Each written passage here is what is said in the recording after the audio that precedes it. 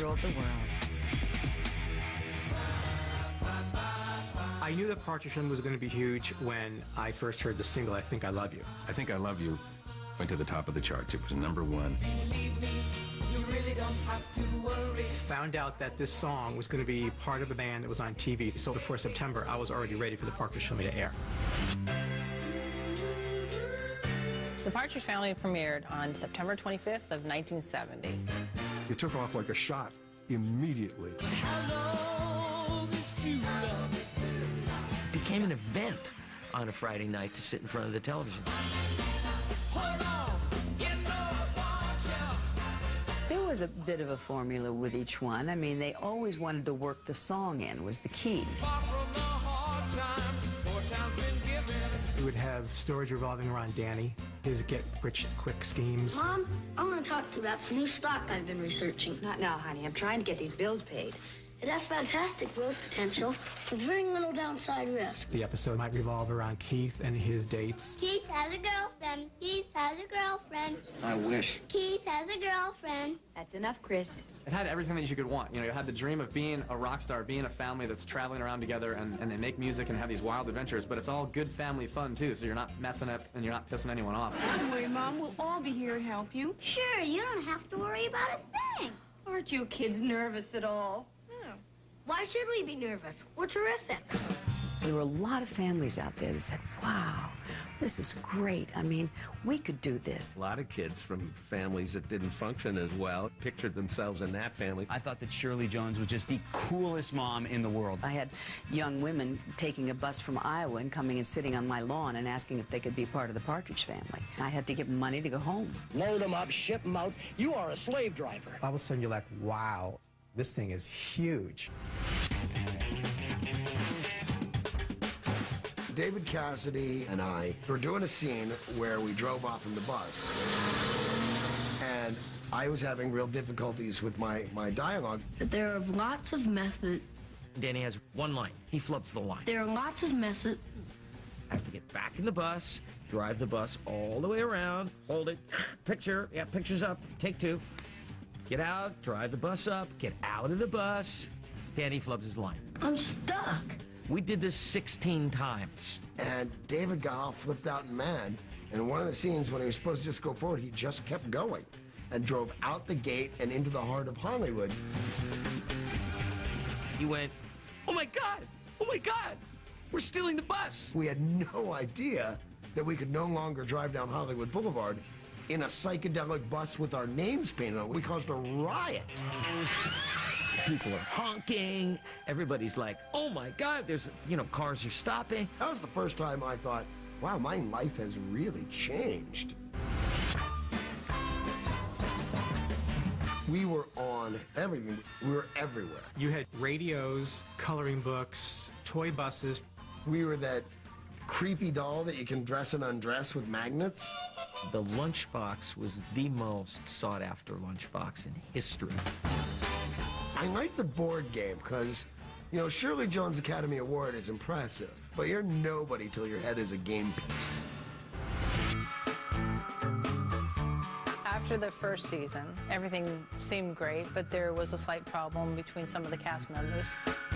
The original Chris and Danny just didn't get along. They were terrible fights. We'd be doing a scene around the breakfast table, and Jeremy would kick me as hard as he could onto the table. And right then, the director would yell, action. And Danny would just nail him, I mean, forget the scene. And all you'd actually see is me go berserk, leap over the table, and start beating on this kid. Don't let it bother you, honey. I don't, Mom. He said it was nothing personal. Just about drove the producers nuts. So in the second, third, fourth years, Brian Forster, the blonde drummer, was there. We decided that it could be much like Bewitched. Darren could disappear and come looking like a different guy. All of a sudden, there's like one Chris, and the next day there's another Chris. Danny said we're only giving the public what it wants.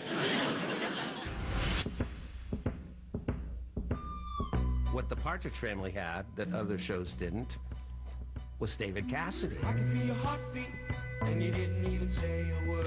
And the girls were absolutely in love with David Cassidy. And you didn't even say a word. He had that kind of puppy dog sort of cute image, and he was just the right age. There were always girls trying to scale the fences and trying to get on the lot. Here comes somebody. Who is he? It's Keith! It would take us an hour to an hour and a half to get from the curb through the gate of the studio, just trying to not run down screaming fans of David Cassidy. There were lots and lots of women and lots of chaos going on. I couldn't send my laundry in with my name on it. It became all that madness. So, in one episode, the producers make fun of David Cassidy's fame. Your brother enjoys the reputation of being a very romantic figure, Danny. Although he's too embarrassed to admit it. So they steal his ballpoints? Oh, it's not only his ballpoints. It's anything personal this romantic figure owns. The plot line was that Danny decided that he would get a whole bunch of Keith's stuff and he would auction it off. Do I hear $1 for this actual favorite sock of an actual singing idol? Selling my sock. I would cut David's hair, steal his toothbrush, and sell them. Want to buy Keith Partridge's comb? Are you kidding? No, I'm his brother. I've got other personal stuff of his, too. Things like that that had actually occurred in David Cassidy's life became part of Keith's life, only in a much tamer scale. David's recording career is blossoming, and he's doing all these concerts. When he played the stadiums, there were huge crowds, whether it was 20,000, 30,000, 40,000, they would be sold out. It was apparent that I was the biggest deal in show business, and television, and records, and concerts were selling out. He had to get away from the image of Keith Partridge because he felt that held him back. Coming up, Partridge in a Cage. We had an episode where we had to dress up as chickens. David looked at me and said, "What are we doing here?" Next on When the Partridge Family Ruled the World. And to learn more about VH1's search for the new Partridge Family, go to vh1.com. The world.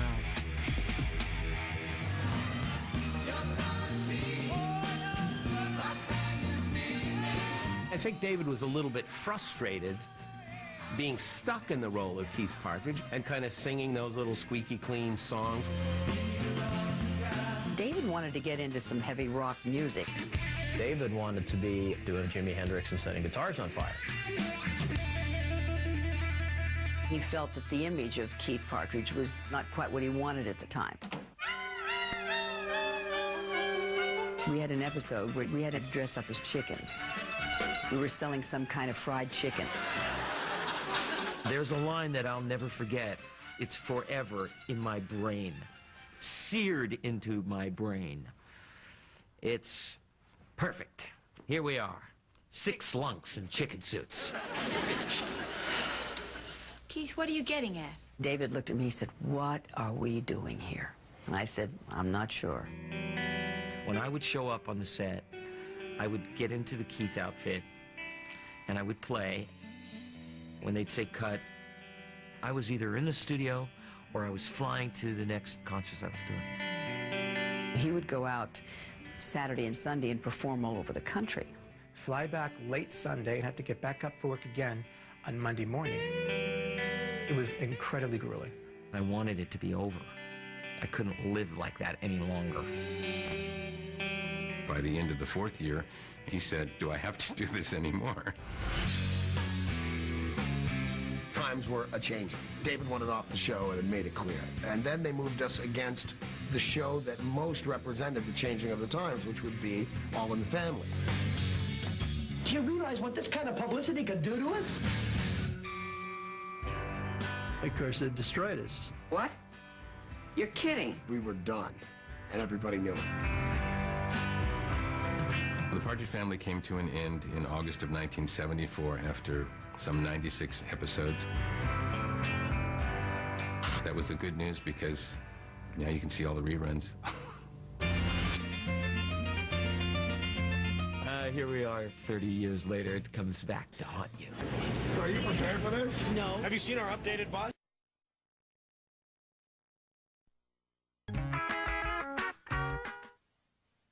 Saturday, we have our man. Search for evidence on Cold Case Files. DNA is like the finger of God pointing down. Search for truth on City Confidential. I'm selling sex like other people are selling soda pop. You'll find them all beginning at 8 tonight on A&E.